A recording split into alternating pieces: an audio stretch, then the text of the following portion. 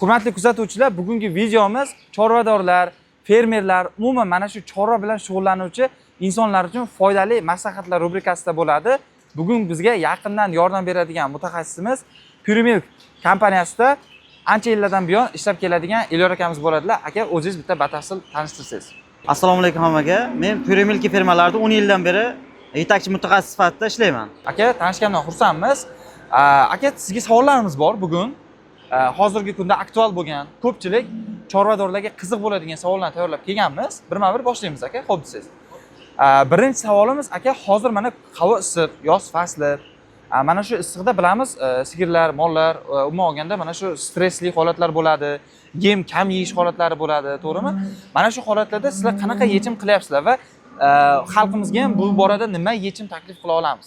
So'nggi yillarda sir emas, ob-havo keskin isib ketayotganligini har qanday internet ma'lumotlaridan ko'rishimiz mumkin. Bu insoniyat tarixidagi global muammolardan biri hisoblanadi.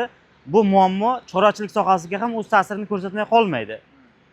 Jumladan chorva hayvonlariga issiqlik stressining ta'sir qilishi, ularning mahsuldorligini tushib ketishi, qochirish, ulardan nasl olish jarayonlarining sekinlashishiga va umuman mahsuldorligiga, sog'ligiga salbiy ta'sir ko'rsatadi.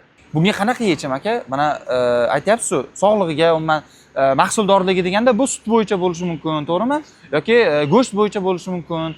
Mana shuni qanaqa qilib oldini olish mumkin yoki yechim qilish mumkin? Issiqlikning sigir organizmiga ta'siri oddiy qilib tushuntirganda, xuddi sigirlar organizmi ham tirik insonlar kabi deyarli bir xil. Xuddi o'zimiz kabi issiqlikda ovqat yeyishni xohlamaydi. Kun issiq bo'lgandan keyin ovqatlanish kam bo'ladi, mahsulot olib berish kam bo'ladi. Buning uchun asosan sigir tanasini sovutish uchun ventilyator va mikroklimatlardan foydalaniladi va bundan tashqari asosiy narsa bu yerda yem tarkibiga, konsentrat yem tarkibiga maxsus tirik zamburug'lar, ya'ni achitqi qo'shilgan yemlardan foydalanish tavsiya etiladi. Bu achitqilar yem tarkibiga qo'shilgandan keyin oshqozon ichiga kirgandan keyin sigir organizmida ovqat hazm qilish jarayonlarini yengillashtiradi. Bu tirik organizm achitqi. Bu organizm kirgandan keyin oshqozonning pH muhitini yaxshilaydi va ovqat hazm bo'lish jarayonini yaxshilab, sigirning oziqlanish jarayonini tezlashtiradi. Tushunarli. Demak, u tirik ozuqa, u ham, o'sha achitqi ham, u nima deydi, sigir hayotida muhim ahamiyatga ega. Tushgandan keyin o'sha hazm qilish tezlashtiradi. Jarayonni tezlashtiradi. Sodda qilib shunaqa tushunsak bo'ladi endi. Tushunarli. Issiqlik ta'sirida o'zi normal holatda oshqozonda achitqilar mavjud bo'ladi, tirik organizm mavjud. Lekin issiqlik ta'sirida ularning miqdori kamayib ketadi va biz uni o'sha oziqa bilan qo'shib sigirga iste'mol qilish uchun beramiz. Bildik aka, issiq kunda mollarni hazm qilishini tezlashtirish uchun oshqozonda o'sha tabiiy achitqilar bo'lishi kerak ekan. Ya'ni bu tabiiy o'sha mikroblar deymizmi endi hazm qilishni tezlashtiradi. Buning uchun qanaqa yechim qilish kerak? Uni qanaqa yemga qo'shadi, nima bo'ladi, qanday? Yem ishlab chiqaruvchi zavodimiz mavjud. O'sha chorvachi yemlar tarkibida hozirgi kunda 12 ta komponentli, ya'ni o'shani tarkibida o'sha achitqilar mavjud. Bemalol o'shandan foydalanishingiz mumkin. Ya'ni shu joyda eslatma qilib ketmoqchiman. Mutaxassisimiz aytganlaridek, biz yaqin kunlarda gigant korum, go'sht yo'nalishi bo'yicha va lakto korum, ya'ni sut yo'nalishi bo'yicha chorvachining o'zini maxsus 12 xil komponentdan iborat bo'lgan balanslangan yemlarni sotuvga chiqaramiz va aynan sotuvga chiqarishdan oldin buni ko'plab marta o'zimizni fermalarimizda testlardan o'tkazib, mutaxassislarimiz bilan birgalikda buni takomillashtirdik, kuchaytirdik va natijalari xudo xolasa zo'r bo'lgandan keyin yaqin kunlarda buni savdoga ham chiqarishni yo'lga qo'yishni o'ylab turibmiz. Elyor aka, oxirgi yillarda ko'ryapmiz, chorvachilikda juda bir kasalliklar ko'payib ketyapti-da aka. Har xil qanaqadir kasalliklar bo'lyapti, mollar o'lib qolyapti. Mana shunga nima yechimlar qilyapsizlar aka? Mana yetakchi fermalar sifatida. Oxirgi yillarda chorvachilik sohasida juda kasalliklar ko'payib ketdi. Bu hech qaysi chorva komplekslarini chetlab o'tayotgani yo'q. Bu kasalliklarni oldini olish uchun albatta hayvonlarni o'z vaqtida emlash tadbirlarini olib borish kerak. Sifatli mutaxassislarni chorvachilik sohasiga jalb qilish talab etiladi va albatta to'la qiymatli oziqlantirish, sigirlarni to'la qiymatli ratsion asosida oziqlantirish talab etiladi. To'la qiymatli oziqlantirish bu hayvonni mahsulot berish uchun va o'z hayotini to'liq saqlab davom ettirish uchun kerak bo'ladigan mikro elementlar jamlanmasi deb tushunsak bo'ladi. Qanaqa bo'ladi endi sodda qilib, yana nima? Sodda qilib o'sha tarkibida hamma komponentlar mavjud bo'lgan, o'z xulosangizda nimangiz mavjud? O'shandan to'la qiymatli qilib sigir ratsioniga kiritishingiz talab qilinadi. Mana tushunsak bo'ladimi aka? To'la qiymatli deganda mana misol uchun ratsionda oqsil bo'lishi kerak ekan. Uglevodlar, aminokislotalar, kletchatkalar va mana shu narsa hammasi birlashgan holatda bu aytaylik bitta to'liq sigir uchun ratsion bo'ladi. Va mana shu ratsionni to'liq o'sha siz aytgandek qiymatda qilib berish orqali sigirni ozuqasini, ya'ni to'g'irlash orqali kasallikni ham qaysidir ma'noda oldini olish mumkin-da, to'g'rimi? Ya'ni o'zimiz ham aytishadi-yu, nima deydi, doriga sarflagandan ko'ra ko'proq o'sha narsani yesang, o'sha go'sht yesang, yaxshi oziqlansang, Jigan jaraydi deydi-ku. immuniteting baquvvat bo'ladi va o'shaning natijasida kasal bo'lmaysan deyishadi. Bu molda ham shunaqa ishlaydi, to'g'rimi? Tushunarli. Xo'p, endi misol uchun yemdan tashqari, mana xo'p, yemini yaxshi qildi, baquvvat yedirdi. Yana ham kasal bo'lib qolishi mumkin-ku, to'g'rimi? Nima qilsa bo'ladi? Shuning uchun komfort sharoit yaratib berish kerak. O'zi hayvonni umuman chorvachilik bilan shug'ullanadigan odamga 3 ta K kerak. Birinchisi korma, ya'ni yem, ikkinchisi kadr, ya'ni yaxshi mutaxassis va komfort sharoit. Tushunarli. Ya'ni bu deganda yemi zo'r bo'lishi kerak, kadr o'sha yaxshi mutaxassis bo'lishi kerak. Endi sigir uchun ajoyib komfort sharoit yaratib bera olish kerak. Ya'ni aytmoqchi bo'lganim aka, ikkinchi misol uchun baribir mutaxassis bu albatta fermalarda bo'ladi-da aka. Ya'ni oddiy misol uchun shunchaki 5 ta, 6 ta yoki 10 ta chorvasi bo'lgan insonlar tabiiyki mutaxassis yolla olmaydi. Bunaqa holatda o'zi mutaxassis bo'lishiga to'g'ri keladi-da. O'shaning uchun shu joyda menimcha tavsiya qilsak yaxshi, o'zi o'qib, izlanib, o'rganib, mana shunaqa foydali ko'rsatuvlarni ko'rib boradigan bo'lsa, o'zi bilimini oshirib boradigan bo'lsa, shuni orqasidan ham ancha-muncha narsani bilsa bo'ladi-da, to'g'rimi aka? Tabib emas, boshidan o'tgan tabib deydi-ku. Shunday. Nima uchun ba'zi buzoqlar yaxshi o'sadi, ba'zilari kichkina bo'lib o'sha o'smay, rivojlanmay qoladi aka? Buzoqlarni o'sishda birinchi navbatda parvarish turadi. Parvarish va to'g'ri oziqlantirishga e'tibor qarash talab etiladi. Ya'ni tug'ilgandan dastlabki 1-2 soat ichida o'z suti deyiladi, ya'ni maloz va ruschasiga 1-2 soat ichida bu ichirilishi shart. Bu hayotning dastlabki kunlarida amalga oshiriladigan ishlar.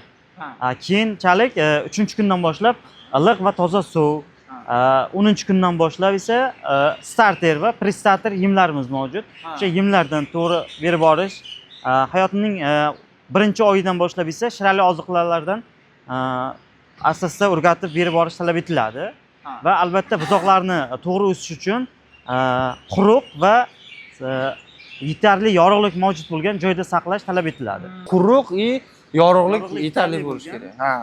Endi bilamiz, misol uchun morxonalar, misol uchun mana qishloqlarda ana qorong'u bo'ladi-yu, o'zi svet bo'lmasa, boshqa bo'lmasa, tagi zax bo'lishi, yomon hid bo'lishi, yuqori shovqinli joylar, issiq joylar, to'g'ridan-to'g'ri quyosh nuri tushadigan joylar bu hayvon uchun stress faktorlar bo'lib hisoblanadi va hayvonning rivojlanishiga yomon ta'sir ko'rsatadi. Yaxshi aka, shu yerda bitta narsani aytib o'tmoqchi edim. Hozir boydan mana aytdingiz, boshida nima deydi, 2 soat ichida nima sut ichirish kerak dedingiz. Maloz va suti birinchi. Qanaqa bo'ladi u? Yangi tuqqan sigirni suti tarkibida o'zi oddiy qilib tushuntiradigan bo'lsak, immunitet deylik. Uni tarkibida o'sha immunoglobulinlar miqdori juda yuqori darajada bo'ladi. Va uni buzoq hayotining dastlabki 1-soati va 1-2 soat orasida ichirish shart. Ya'ni u oddiy sut-da, to'g'rimi? Va sigirning sutidan unga ichirish kerak. Oddiy sut desak noto'g'ri bo'ladi. Bu sigirni sog'ib olgandagi sut, bu juda ham bunaqa sutni boshqacha hech qanaqa laboratoriyaga tayyorlash imkoni yo'q. Va o'sha uni ichirganimizda buzoqning tanasiga biz tabiiy immunitetni kirgizgan bo'lamiz. Yana ham tushunish uchun endi o'zimga ham qiziq aka, ochig'i, misol uchun mana o'sha onasidan sog'ib olinadimi yo boshqa sigirdan sog'ib? Buni asosan onasidan sog'ib olsak bo'ladi, lekin o'sha yangi tuqqan va immunoglobulini yuqori mavjud bo'lgan boshqa sigirdan sog'ib bersak ham bo'ladi. Boshqa sigirdan sog'ib bersak. Biz fermada yangi tuqqan sigirni sutini sog'ib olib, o'zini bolasiga ichiramiz. Immunoglobulinlar mavjud bo'lgan sigirni sutini ichiramiz va uni agar sut miqdori ko'proq bo'ladigan bo'lsa, uni o'sha muzlatib saqlab qo'yamiz va keyingi buzoq uchun berishimiz mumkin uni. Tushunarli. Zo'r. Muhimi yangi tuqqan sigirdiki bo'lsa yaxshi. Muhim yangi tuqqan va o'sha tekshiramiz. Buni keyingi videoda ko'rsataman. O'sha tekshiradigan o'zini apparatimiz mavjud. Immunoglobulinlari o'sha belgilangan miqdordan yuqori bo'lishi kerak. Ha, tushunadi. Buni keyingi videolarda bo'lmasa ko'rsatib beramiz. Xo'p, mana aka buqa bor misol uchun. Buqani semirishi uchun faqat misol uchun shu yemni zichlab beraversa bo'ldimi? Endi u semiradimi yo yana nimadir sehrli masalliq deydi, shunaqa narsa bormi aka? Yo'q, bu yerda hech qanaqa sehrli masalliq emas. Keling, boshdan tushuntiramiz. Buzoqdan boshlaylik. Buzoq bo'lishidan o'sha 0 oylikdan 6 oylikgacha asosan suyaklari yetiladi. Ya'ni yangi tug'ilgandan 6 oylikgacha bo'lgan davrda skelet sistemasi to'la shakllanadi. 6 oylikdan 14 oylikgacha bo'lgan bosqichda esa jadal ravishda mushak, ya'ni o'sha go'sht muskullar to'qimalari juda ham jadal rivojlanadi. O'sha bosqichda kerak bo'ladigan barcha mikro, makro elementlar va vitaminlarni tanaga yetkazib bera olishimiz kerak. 14 oylikdan 18 oylikgacha va 18 oylikdan keyin esa bu asosan yog' to'playdi. Shuning uchun o'sha maksimal 18 oylikgacha uni muskul to'qimasini rivojlantirish kerak. Ha, bekorga aytmagan ekanda, shuncha 6 oydan 1 yilgacha bo'lgan muddatda boyagi zichlab boqish kerak deydi-ku, shundan olingan ekanda. Shunday, 18 oylikgacha o'sha 6 oylikdan 18 oylikgacha jadal rivojlanadigan, muskul yig'adigan vaqti. 18 oylikdan keyin u yog' yig'adi. Bu o'sha yemni bergandan keyin albatta u yem tarkibini bilishimiz kerak. Berayotgan yemimiz tarkibini. Agar yem tarkibida yetarli miqdorda vitamin va minerallar mavjud bo'lmasa, uni qo'shimcha ravishda kiritishimiz kerak. Oziqa tarkibiga kiritishimiz kerak. Ha, tushunarli. Mana ko'pchilik shu yurtdoshlarimiz mana buqa oladi, to'g'rimi? Yaxshi niyatda semirtiramiz, boshqa qilamiz deb. O'sha boyna aytganingizdek 5 ta 3 ta K kerak deb aytdingiz, to'g'rimi? Ya'ni 3 ta K deganda o'sha birinchisi ko'rma, yem, ikkinchisi kadr va klimat, ya'ni muhit, yaxshi sharoitingiz. Endi odamda o'zida o'sha nima deydi, yetarlicha bilim bo'lmaganligi uchun mana shu bozorda og'riq borligi uchun ham aynan chorvachi nima deydi, brendi harakat qilyapti, mana shu xalqimizga oson bo'lsin. Ya'ni odamlar yem o'ylab anaqa qilib o'tirmasin, boyagi ratsion tuzib, u narsaga ortiqcha bir vaqtini sarflab yoki ratsion tuzgan bilan uni to'g'ri tuzish bor. Aka, to'g'rimi? Hozirgi kunda yem narxi qimmat. Tabiiyki, buning orqasidan chorva narxi qimmatlashib ketadi. Tan narxini tushirish uchun to'g'ri ratsion tuzish bu muhim. Ya'ni arzonroq narsalar bilan ko'proq effekt olish uchun. Mana shu narsalarni to'plagan holatda aynan boyagi 12 xil komponentli yemimiz bunga o'ylaymanki yaxshi yechim bo'la oladi. Ya'ni odamlar bu narsani boshini qotirmaydi, shunchaki o'sha 40 kilogrammli qopda olashadi, ochishadi, belgilangan miqdorda yedirib borishadigan bo'lsa, mana shunaqa videolarni, bizani o'zimizni qo'llanmalarni ko'rish orqali menimcha yaxshi natijalarga erishsa bo'ladi, aka. Siz aytyapsiz-ku, xalqqa o'sha yetkazish, o'sha chorvachilik sohasida bilimlarini oshirish deyapsiz. Ko'proq keling, mana tabiiy sharoit. Hozir juda sun'iyliklar ko'payib ketdi. O'sha ijtimoiy tarmoqlarda hamma joy sun'iy intellekt bosib ketdi. Mana tabiiy videolar, tabiiy chorva.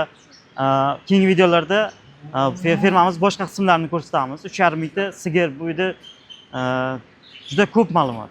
Faqat uni yoritib bera olishda gap. Shunaqa. Maqsadim shu aka. Nima deydi? Umumiy chorvachini maqsadi mana shu O'zbekiston chorva bozoridagi ekotizimga o'zini hissasini qo'shish, umuman mana shu chorvachilarni doimiy o'zimizning foydali videolarimiz bilan o'qitib borish va bu orqali aka aytganimdek yuqoridagi O'zbekiston chorvachiligiga hissa qo'shishdan iborat aka. Xo'p, Elyor aka, buqani qanaqa qilib semirtirishini ko'rdik. Yosh buzoqlarni ham qanaqa qilib tug'ilganda parvarishlash, o'sha kelajakda yaxshi vazn olish uchun qanaqa qilib olib borish kerakligini bildik. Endi aka savol. Mana inson ham o'zi vazn tashlaydi, to'g'rimi? Ya'ni vес tushadi. Xuddi shunaqa bo'rdoqi o'sha boqilayotgan buqalarni ham vazn tashlash holatlari bo'ladimi? Va nimaga bu sabab bo'ladi? Chunki boqayotgan odam o'zi xohlab, misol uchun anaqa qilmaydi-yu, yemni berib turgan bo'lsa, lekin kuzatamiz ba'zi holatlarda yem berayotgan bo'lsa ham yo o'smaydi yoki vazn tashlaydi, nimadan bo'ladi o'zi? Albatta bunaqa holatlar ham bo'lib turadi. O'zi vazn tashlashdan oldin vazn yig'ishiga yondashaylik. Normal agar boqilganda navoz kuniga 700 o'sha bu 18 oylikgacha, shu 6 oylikdan 18 oylikgacha bo'lgan vaqt mobaynida u har kuniga 700 gram, 850 gramgacha normal boqilganda vazn olish kerak va o'sha 18, 16, 18 oyligida 400-500 kilogramlik buqa bo'lishi kerak. Va bu jarayonda o'sha orqaga qarab ketadigan bo'lsa, demak endi sabablarini qidirish kerak uni. Sabab bo'lishi mumkin parazitlardan. Ha, Parazit deganda endi Parazitlarni, ichki tashqi parazitlar, gelmintlar bo'lishi mumkin. O'sha tashqi parazitlar, kana burgalar bo'lishi mumkin. Qon so'rovchi hasharotlar bo'lishi mumkin. Bular natijasida hayvon vazn tashlaydi. Bundan tashqari stress omillar bo'lishi mumkin. O'sha ozroq boya ham to'xtaldik. Yuqori shovqinlar, issiqlik, hayvonga nisbatan shafqatsiz munosabatda bo'lish, uni urish, baqirish, qattiq gapirish, molxona doimiy yomon hid bo'lishi, ammiak gazlari mavjud bo'lishi, dim havoda saqlash, to'g'ridan-to'g'ri quyosh nurida ko'p saqlash. Bular natijasida hayvon vazn yo'qotadi va kasalliklarga chidamliligi kamayib ketadi. Ha, tushunarli. Keyin ichki parazitlar dedingiz. Ichki parazit deganda menimcha bu gijjada. Ha, shunday. Ha, gijjalar. Buni o'zini ham juda ko'p turlari mavjud va bularni oldini olish maqsadida albatta veterinar mutaxassisga murojaat qilish kerak va o'z vaqtida emlash ishlarini olib borish kerak. Ha, tushunarli. Demak, emlash kerak. Undan tashqari yana nima anavilarni ko'rish kerak aka? Misol uchun eshitganman, molxonani shamollatib turish kerak deydimi? Ko'pda o'sha ikkita uchtasi o'rgatib ketsak, shtobi mana shu gijjalar, mana shu tashqi parazitlarni oldini olish uchun. Yemni yo'lga qo'ydi, misol uchun mana shu chorva boqyapman. Yemni yo'lga qo'ydim. Yemdan tashqari, ratsiondan tashqari yana molimni zo'r semirishi uchun yana nimadirlarni qilishim kerak-ku, to'g'rimi? O'shalarni bitta aytib o'tib ketsangiz. Yaxshi semirish uchun albatta boya aytganimizdek komfort sharoit yaratib berish kerak. Oziqa muhim, lekin unga yaratib berilayotgan molxonada yaratib berilgan shart-sharoitga qarab, molingiz ham shunga yarasha sizga mahsulot beradi yoki o'sha go'sht yoki sut mahsulotini beradi va shunga yarasha kunlik vis oladi. Uni tagi rasvo bo'lsa yoki o'sha tagida yomon joyda yotgan bo'lsa, yumshoq sharoit qilib bermasangiz, Boyagidek qorong'i bo'lsa, qorong'i joyda bo'lsa, o'sha berilayotgan kerak bo'lsa, ratsioningizni o'zi qancha soat nechida berilishingizga ham bog'liq. Ya'ni o'shda bu yerda ham uch narsa bor oziqlantirishda: miqdor, sifat va rejim. Albatta berilayotgan oziqaning miqdoriga, uning sifatiga va berilayotgan vaqt rejimiga qarab, shunga yarasha sigirning molingiz reaksiya qiladi. Ya'ni shunga qarab mahsulot beradi-da. Tushunarli. Zo'r.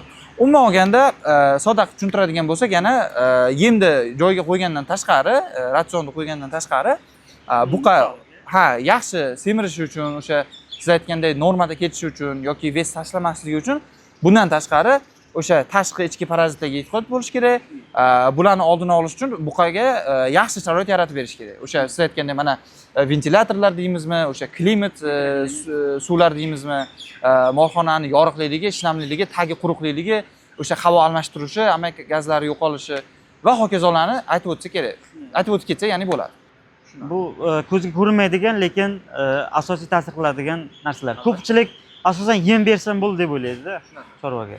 Yemini beryapman, semirmayapti deydi, lekin atrofga shunday qarasangiz, o'zi muammolar chiqilyapti.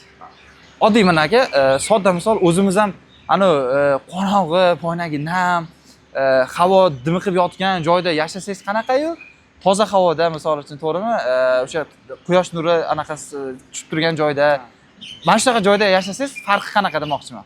Xuddi shunaqa bular ham tabiiy jonzot, menimcha bizda ishlaydigan narsa xuddi bularda ham shart-sharoit talab qiladi. Keyin yana bitta asosiy narsa qolib ketibdi, suv esdan chiqdi. Endi bizda Golshtayn friz zotlari fermamizda. Bular sutdor sigirlar hisoblanadi va bir kunlik talabi 150 litrdan yuqori hisoblanadi. Suv uchun bo'lgan talab. Endi hozirgi issiq sharoitda 150 dan yuqori aniq har bir sigir 150 litrdan yuqori suv ichadi. Buning uchun doimiy suv bilan shunday. Yana suv qanaqa suv? Bu doimiy almashtiradigan isib qolmagan suvlar. Va suv oxirida har doim toza suv bo'ladi. Buni mutaxassislarimiz nazorat qiladi. Suvning tozaligini, isib qolmaganligini nazorat qiladi. Menimcha shu nima deydi, o'ta sovuq suv ham bo'lmaydi, to'g'rimi aka? Qizib turgan badanga birdan tushadi, boyagi yer ostidan chiqadigan suvning harorati o'zi 23 gradus chiqadi. O'sha artezan-ku ko'pchilikda hozir 23 gradusda yer ostidan suv chiqadi. Bu normal. Sigir uchun normal. Lekin mana muzday bo'lsa bo'lmaydi-da, o'ta muzday bo'lmaydi. Tushunarli. Elyor aka, shu guvohi bo'lganman, ko'p gapirilmaydigan bitta lekin aktual yana mavzu bor-da menimcha. Mana insonlar ham misol uchun o'sha homiladorlik vaqtida harakat qilinadi, o'sha homilador insonga yaxshiroq bir nima deydi, sharoit yaratishga, ko'proq unga yeb ichirishga deymizmi endi? E'tibor qaratishga desak, Bu sigirlarda qanaqa aka? Bu nima deydi? Homilador vaqtda ham shu hozirgi o'xshab bosib yem beraveradimi yo sal boshqachami? Yo'q, bu sigirlar bizda sog'im sigirlarimizga maksimum o'sha to'g'ri ratsion berib, maksimum sut olish asosiy talabimiz bizda. Shu sharoitni zo'r qilib berishimiz kerak va sut olishimiz kerak. Lekin u sigirlar ham homilador bo'lgandan keyin bularga ham o'zi e'tibor talab qiladi. Alohida gruppalarga olamiz bo'ladi. Misol hozir ko'rib turgan gruppamiz sog'iladigan sigirlar va bular bo'g'ozli emas. Keyingi gruppada bo'g'oz sigirlarimiz alohida saqlanadi. Va ular 7 oylik bo'lguncha 7 oylik bo'g'oz bo'lguncha ulardan sut olamiz va 7 oydan keyin ularni dam olish uchun quruq davr, ya'ni ruschasiga suxostoyniy deydi mutaxassislar, quruq davrga olamiz va ular u yerda kun necha bo'lgan vaqt davomida saqlanadi va ular uchun maxsus boshqacha oziqlantiriladi. Ha, ya'ni 7 oygacha sut olinadi ulardan ham. 7 oylik bo'g'oz bo'lguncha sut beradi va 7 oydan keyin o'sha tuqquncha o'zini maxsus ratsion asosida alohida oziqlantirilib, alohida saqlanadi. Undan keyin yana bemalol hozirgiga o'xshab safga qo'shib, yana yemini berib davom etib ketaveradi-da, to'g'rimi? O'zi va qorindagi homila uchun keyingi laktatsiya uchun tayyorlanadi. Kuchaygan desak bo'ladi-da, xullas. Ha, shunday kuchaygan desak bo'ladi. Ya'ni homila uchun ham u energiya berish kerak. Ha, tushunarli. Faqat ana sutga emas, ko'proq o'sha nima deydi, farzandga ham mana qilish shunday. Keyingi jarayonlarni ham o'ylash kerak bu yerda va u maxsus ratsion asosida. Bu haqda ham xohlasangiz keyingi videolarimizda podrobni to'liq video qilamiz. Elyor aka, shu yerda endi yana bitta savol. Mana oddiy nima deydi, kuzatuvchilarga ko'pchilik bizda endi nima deydi, mana bunaqa katta fermalar emas, albatta fermalar kam. Bizning asosiy kuzatuvchilarimiz oddiy aholimiz, xalqimiz, oddiy chorvadorlar. Misol uchun mana oddiy inson 4 ta 5 ta chorvasi bor. Bitta sigiri homilador bo'ldi va o'sha homilador sigirni qanaqa qilib boqish bo'yicha, qanaqa qilib unga parvarishlash bo'yicha amaliy tavsiyalar berib ketsangiz. Birinchi, ikkinchi, uchinchi qadam deb. Birinchi navbatda buni bo'g'ozligini to'liq aniqlab olib, ishonch hosil qilish kerak. Hozirgi kunda bu muammo bo'lmay qoldi. O'sha UZI apparatlar oxirgi o'zi 5-6 yil ichida veterinariya sohasi juda ham rivojlanib ketdi. Pikka chiqib ketdi desak ham bo'ladi. UZI apparatlar yoki o'zi testlar ham chiqib ketdi buni oddiy usulda. Bo'g'ozligini aniqlaganimizdan keyin bo'g'ozligiga 100% ishonch hosil qildik va uni sigirga endi o'sha iloji boricha boshqa sigirlar bilan kontaktni kamaytirish kerak. Va 7 oygacha o'sha sog'ish mumkin. 7 oydan keyin buni ham uy sharoitida sutdan chiqarish kerak. Ha, uy sharoitida ham sog'mash kerak. Ha, yo 2 oy bu dam olish kerak, o'zi uchun yashash kerak. Homila uchun 2 oy dam olish kerak, kuch to'plash kerak va keyingi laktatsiyaga tayyorlanish kerak. Uni tuqquncha sog'sangiz, keyingi laktatsiyada undan sut olmaysiz. Ha, keyingi laktatsiya nima? Keyingi sut berish davri deylik. Ha, keyingi sut berish davri. Sut berish davrida undan sut ola olmaysiz. Agar tuqquncha soqadigan bo'lsangiz va tug'iladigan homila ham nimjon, kuchsiz bo'lib tug'iladi. Shuning uchun oxirgi 2 oy vaqt mobaynida sigir va homila uchun dam berish kerak. Tushunarli. O'sha dam berish jarayonida unga qanaqa yondashtirish kerak? Qanaqa sharoit, qanaqa yem balki? Keyin oziqlanish jarayoni ham muhim hisoblanadi. Ya'ni ba'zilar o'sha sigirim o'sha qiynalmasin deb juda ko'pchilik tushunmaydi-da, oxirigacha o'sha yem beradi-da. Kuchli konsentrat yemlarni tuqquncha yeb beradi. Tug'ishga qiynalmaydi. Yo'q, bu noto'g'ri. Ko'p miqdorda o'z oxirgi 2 oydan sutdan chiqardikda, yemini ko'p beradigan bo'lsak, u yemni nima qiladi? O'ziga semirish uchun sarflaydi va juda ko'p miqdorda yog' to'playdi va tug'ishda qiynaladi. O'sha yog' qisib homilani kichikroq bo'lib qolishiga sabab bo'ladi va patologik jarayonlarni keltirib chiqaradi. Shuning uchun oxirgi 2 oy vaqt bu juda muhim hisoblanadi. Bunda konsentrat yem miqdorini kamaytirib, ozroq dag'al oziqalardan qo'shish kerak va bu sigir hayoti uchun muhim hisoblanadi. Xo'p, yana ham aka, aniqlaylik. Konsentrat yem miqdori bu nima? Dag'al ozuqalardan qo'shish kerak dedingiz, nima? Endi xalq uchun oddiy aytadigan bo'lsak, konsentrat yem bu yemlar, ya'ni o'sha kunjara va o'sha vitamin, mineralli oziqalar miqdorini nisbatan kamaytirish kerak. Aha, dag'al yemlar qanaqa bo'ladi? Dag'al yem bu oddiy somon, bida. Ha, tushunarli. Ya'ni u nima deydi? Endi mana bu ko'proq mana bu shirotlar, boydagi nimalar u kuchli oziqa qilib uni semirtirishiga hissa qo'shadi-ku. Shuning uchun bu yerda endi asosiy e'tibor uni semirtirishga emas, shunchaki o'zini qornini to'q tutib bir me'yorda ushlab turish uchun boyagi somon, silos deymizmi, beda deymizmi, Oddiy qilib shunday tushuntirsak shunaqa narsalardan bersa bo'ladi, to'g'rimi? o'zi Sodda qilib aytadi. konsentrat yemimiz miqdorini kamaytirib, dag'al oziqlarni sal ko'paytirish kerak. Bu o'sha sutni kamaytirishi va keyingi homiladorlik jarayonlariga tayyorlanish uchun muhim hisoblanadi. Va tuqqandan keyin ham albatta oddiy qilinadigan ish bu. Misol buzoq tug'ildi, kindigiga yod qo'yish kerak. Ha. Bu hech qanaqa katta bir muammo emas, oddiygina tug'ildi, уже buzoqcha yerda yotadi, yer zax, yerda infeksiya bor, kindigidan уже yuqtirib olyapti tashqi muhitdagi infeksiyani. Oddiy yod qo'yasiz, chaqaloqqa ham zelonka qo'yadi, odamlarda ham. Yangi tug'ilgan buzoq kindigiga yod qo'ysangiz, bu o'sha jarohat tezroq bitib, tashqaridan infeksiya kirish yo'lini yopadi. Tushunarli. Zo'r. Zo'r aka, o'ylaymanki, menimcha yaxshi tavsiyalar bo'ldi aka. Sizga albatta kattakon rahmat. Shunchalik vaqtingizni ajratganingiz uchun. Xudo xolasa, keyingi videolarda ham aka kelamiz, jarayonlarni ko'rsatib beramiz. Hali ma'lumotlar juda ko'p, juda ko'p haqiqatan. Shuning uchun o'ylardimki, video agar sizlarga ham manfaatli bo'lgan bo'lsa, like bosing, chorvachiga obuna bo'lib qo'ying. Fikrlaringiz bo'ladigan bo'lsa, izohlarda yozib qoldiring, savollaringiz bo'lsa yozib qoldiring. Keyingi videolarda Elyor akamiz bilan birgalikda xudo xolasa barcha savollaringizga birgalikda javob berishga harakat qilamiz. Charchamangizlar.